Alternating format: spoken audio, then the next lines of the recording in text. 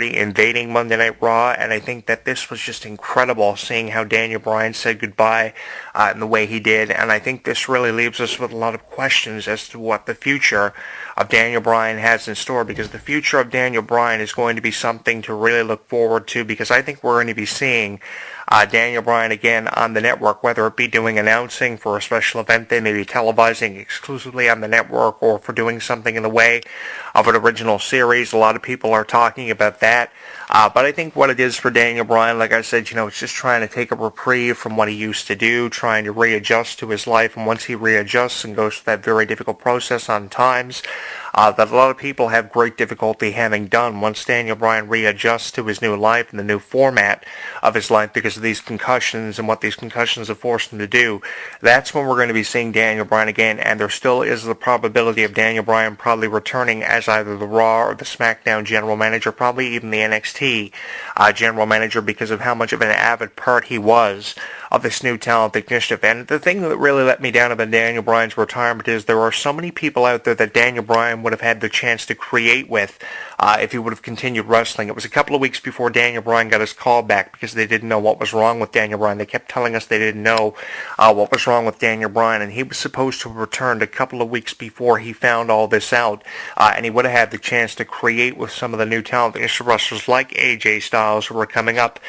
through the ranks of WWE and Samoa Joe on NXT, and of course Bryan Kendall, that giant from NXT as well. Some of the names that are very unfortunately not going to have the chance to compete and create with Daniel Bryan, and that's really what lets me down about Daniel Bryan's retirement, the unfortunateness that goes with this, because Daniel Bryan now is not going to have a chance to create with wrestlers he's created with before in the past, and some wrestlers he had yet to create with, which is why I was hoping that Daniel Bryan was going to return and be able to remain in action without anything happening to him.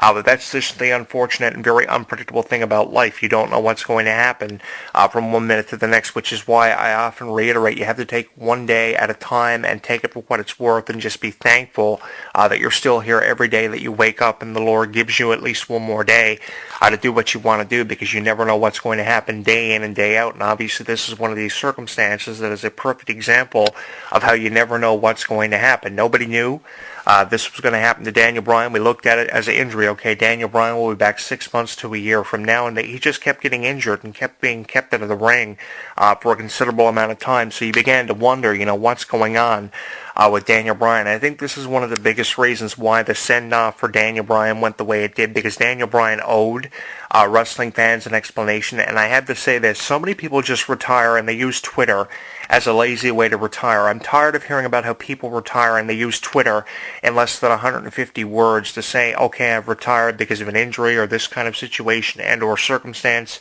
that's kind of been derived for me. But I give Daniel Bryan all the credit and respect in the world for going out publicly in the ring on a microphone and saying that I'm retiring because of this reason or that reason, because of concussions, because of so many injuries, being told that I can't wrestle anymore. He's talked about a 15-year career where, of course, he wrestled all over the world. He was given so many opportunities. He went to the main event of WrestleMania in support of everything that was going on in his life from the fans, and, of course, he came away from WrestleMania 30 as champion. I have all the respect and all the credit in the world to be given to Daniel Bryan for doing it the way he did, because a lot of people would just choose to walk away from the business and use Twitter as a lazy explanation as to why they retired, like AJ did a number of months ago. Remember when AJ retired? She went on Twitter and she lazily announced her retirement to go home with CM Punk. I mean, that really to me was not credibility. What Daniel Bryan did was an exemplification of credibility, and that's something that I give Daniel Bryan all the credit in the world for having done, because a lot of people wouldn't have the guts or the determination to do what Daniel Bryan did and retire the way that he did in one of the biggest send-offs in wrestling history. And that's why I want to know what you guys feel about Daniel Bryan's retirement. Do you think that Daniel Bryan's retirement was justifiable, or do you think that Daniel Bryan's retirement was just a tragedy in professional wrestling? Was it a miscarriage of justice, in the words of Gorilla Monsoon? And should Daniel Bryan still be doing what he's been able to do for years and has wanted to do for years? Do you think it was justifiable or not so much justifiable Let me know in the comments of this video on my channel at Jonathan Clarke 22 and on Twitter at Jonathan Clarke 1, where I know conversation has been at an all-time high for months. Everybody, of course, in support of Daniel Bryan, wishing this didn't have to happen and go the way it did for Daniel Bryan. But again, it's one of those unfortunate things about life. Nobody knows what's going to happen from one minute to the next, day in and day out.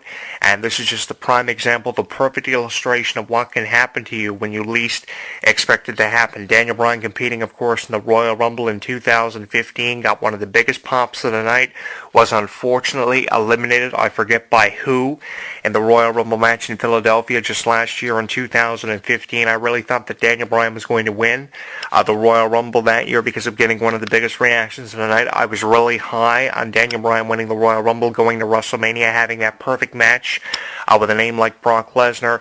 But with Daniel Bryan's retirement now, at least it gives more of an opportunity to create someone, which is what they're going to have to do. Give Dean Ambrose or give AJ Styles or Brent Kendall or Sami Zayn, who I'm a really big fan of, the opportunity to become the name of Daniel Bryan. I know they have a long way to do that and really top the career of Daniel Bryan, but at least now this is a phenomenal opportunity which I hope a lot of wrestlers seize and take advantage of, because they need to create somebody. But the question is, how are you going to create somebody at the level of a Daniel Bryan who is just as popular as Daniel Bryan? It's not going to happen tomorrow or next week or next month or next year.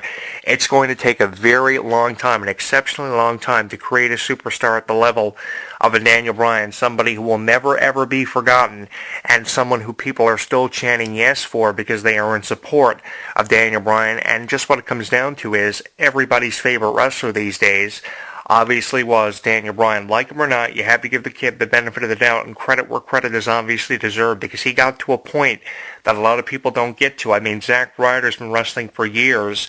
He was popular in 2012, not so much popular now in 2016. That's why his reign as Intercontinental Champion didn't last as long as what we hoped it was going to last. And I mean, Daniel Bryan, is definitely a long way ahead of people like that of Zack Ryder and The Miz and Dolph Ziggler. I mean, people who have been scratching their way to the top for forever, and Daniel Bryan just kind of comes in after 15 years of wrestling on the independents and goes all the way to the top of the wrestling business after this overwhelming response, which is really the only way of having described it. Honestly, at the end of the day, Daniel Bryan seemed to be everybody's favorite wrestler, and who's really going to argue that point with me? I don't think anybody is when the dust is settled and the smoke is cleared. I'm your host, Jonathan Clarke, and I will talk to you again next week. Like what you hear? Tell us on Facebook, Twitter, and YouTube.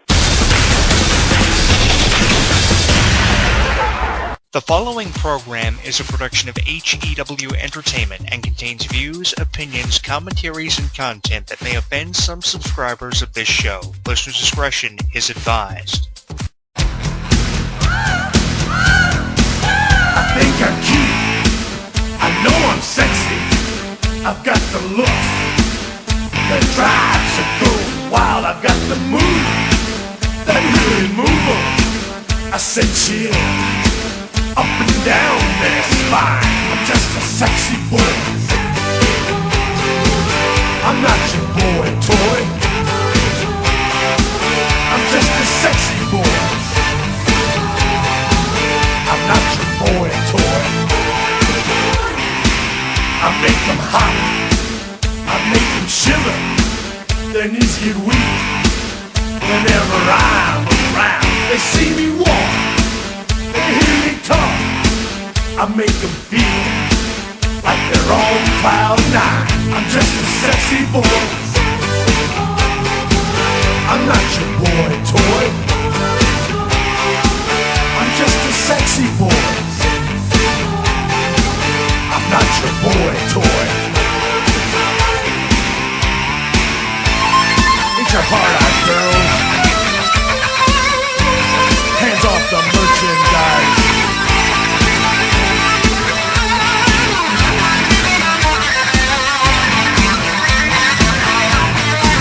I'm just a sexy boy, I'm not your boy toy, I'm just a sexy boy, I'm not your boy toy, I'm just a sexy boy, I'm not your boy toy, I'm just a sexy boy.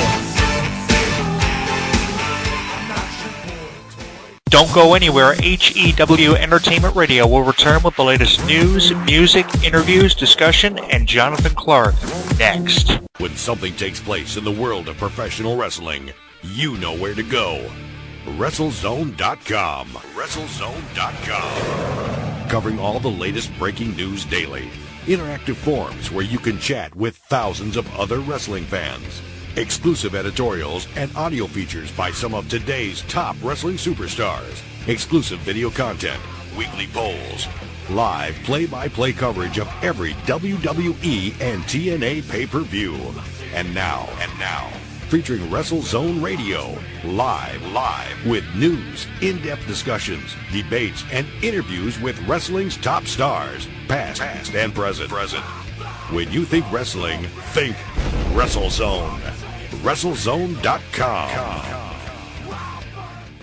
He considers himself God's gift to wrestling, and millions of his faithful agree.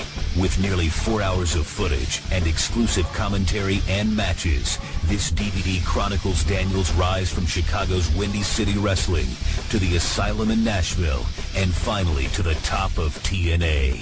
TNA Home Video presents Heaven Sent, Hell Bound, the best of Christopher Daniels. Available at most retailers and TNAWrestling.com. Hey you right there, the one listening to this show. While you're tuning into this broadcast or when you read the news on WrestleZone.com, are you forming opinions of it all? Or do you just agree with everything you see and hear? If you actually have some sort of afterthought, which, by the way, is normal, we want to know what it is. There are thousands of wrestling fans just like you that simply can't hold their thoughts in either, and they let it all out in our interactive forums. You have a voice, so use it. Simply visit forums.WrestleZone.com. Don't just be active, be reactive in the official WrestleZone.com forums. For all the latest in mixed martial arts, be sure to visit WrestleZone's sister site, SureDog.com. Complete with daily news, exclusive video, interviews, live radio broadcast, interactive forums, and the very popular Fight Finder with bios and complete match-by-match histories of your favorite fighters. SureDog is the only place you need when it comes to mixed